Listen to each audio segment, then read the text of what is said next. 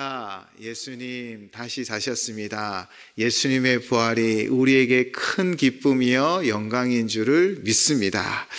우리를 위해 주님은 그 십자가를 지셨지요. 조롱을 당하셨고 채찍을 맞으셨으며 십자가에 그 6시간 달리시며 수많은 고통이 있으셨습니다. 그래서 그분은 십자가에서 운명하셨지만 사망 권세는 그분을 붙잡지 못했습니다.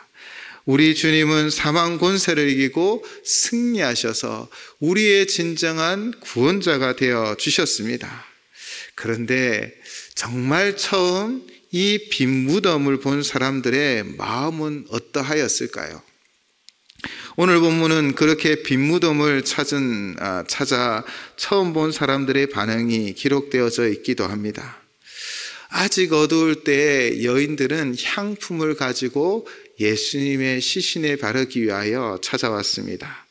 특별히 요한복음을 기록한 사도 요한은 이 막달라 마리아의 시점으로 이 부활의 사건을 기록하고 있습니다.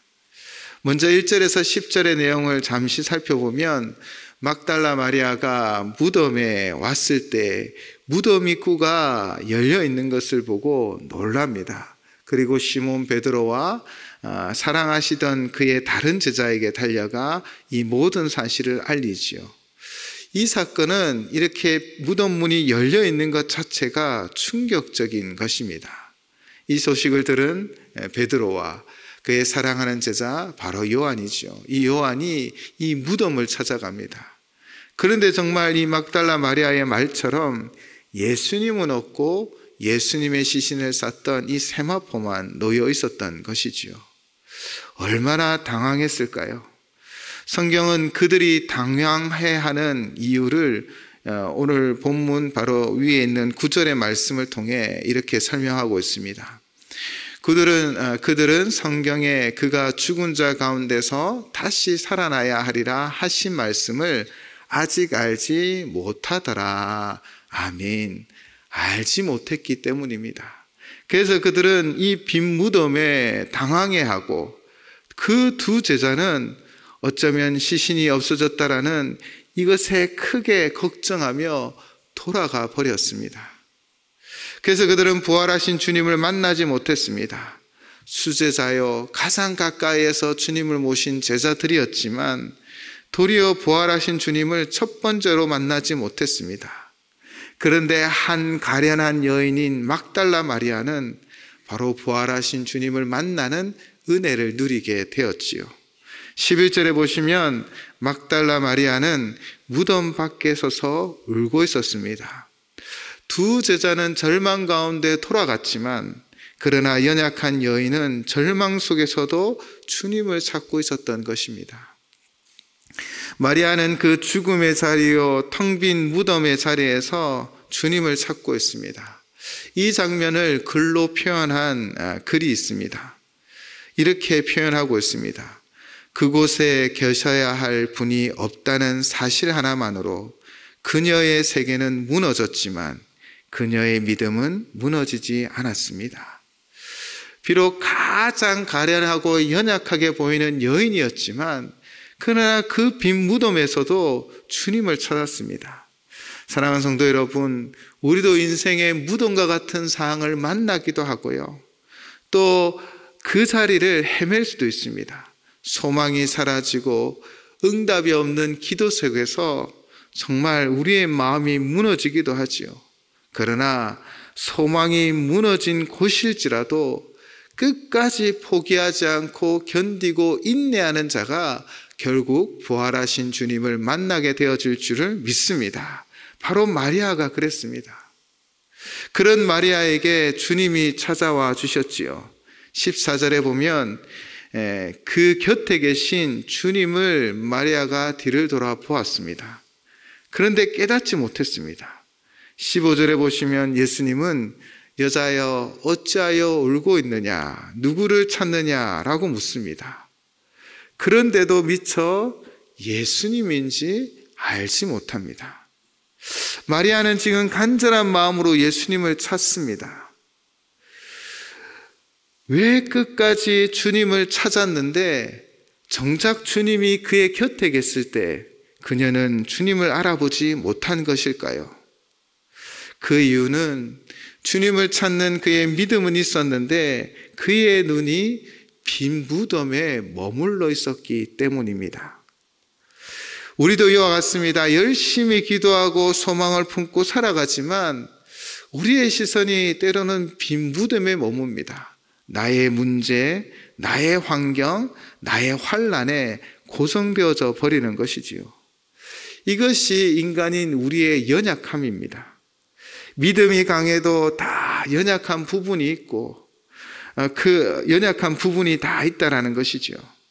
그런데 주님의 은혜가 무엇입니까? 바로 주님께서 찾아와 주셨다라는 것입니다.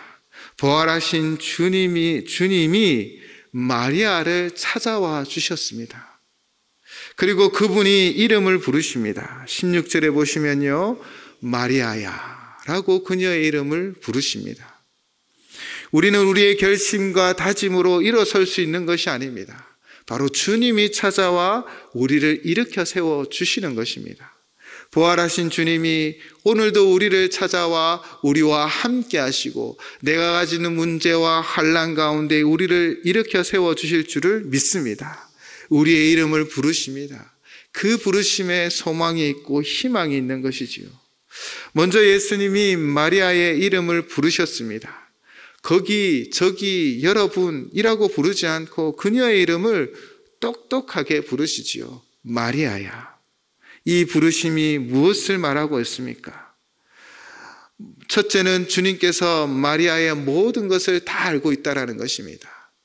여러분이 누군가의 이름을 부르는 것, 또 그 사람의 이름을 알고 있는 것은 단순히 사진을 보고 기사를 보고 아는 것 정도가 아닙니다.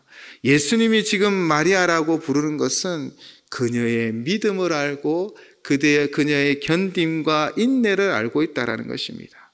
또 그가 연약하여 나를 찾고 있지만 문제와 환경과 상황에 묶여 있다는 것도 다 아십니다. 가난한 영혼임을 아시고 주님이 그녀의 이름을 불러주셨던 것입니다. 예수님은 요한복음 10장 27에서 이렇게 말씀하셨습니다. 내 양은 내 음성을 들으며 나는 그를 알며 그들은 나를 따르느니라. 양을 안다라는 것은 그 장점과 약점, 약한 것과 부족한 것을 다 아는 것이지요. 전부를 다 아십니다. 그래서 우리 주님은 그래서 양들은 그 목자를 따라가는 것처럼 예수님도 우리의 모든 것을 다 알고 계십니다. 나의 연약함을, 나의 부족함을, 때로는 나의 믿음 없음을 다 아십니다. 그럼에도 불구하고 우리의 이름을 부르십니다. 내가 너를 안다. 내가 너를 부르고 내가 너를 사랑하고 내가 너와 함께 하겠다라고 말씀하시는 것입니다. 이처럼 예수님께서 마리아의 이름을 부르신 것은 그녀를 아셨기 때문입니다. 또한 이 부르심은 깨달음을 주는 부르심입니다. 마리아라고 부르시기 전에는요, 마리아는 예수님을 동산지기로 생각했습니다. 그런데 주님의 이 부르심을 받고 예수님이구나, 나의 선생님이시구나 라고 고백했다라는 것입니다. 사랑하는 성도 여러분, 예수님의 부르심에는 권세가 있습니다. 그 권세로 오늘도 우리를 찾아와 주셔서 우리의 이름을 불러주실 때 그 부르심 가운데 우리는 눈을 뜨게 되어지고 우리는 위로함을 받게 되어지며 새 힘을 잊게 되어질 줄을 믿습니다. 바로 예수님의 그 부르심에, 예수님의 그 말씀에는 그 권세가 담겨 있기 때문입니다.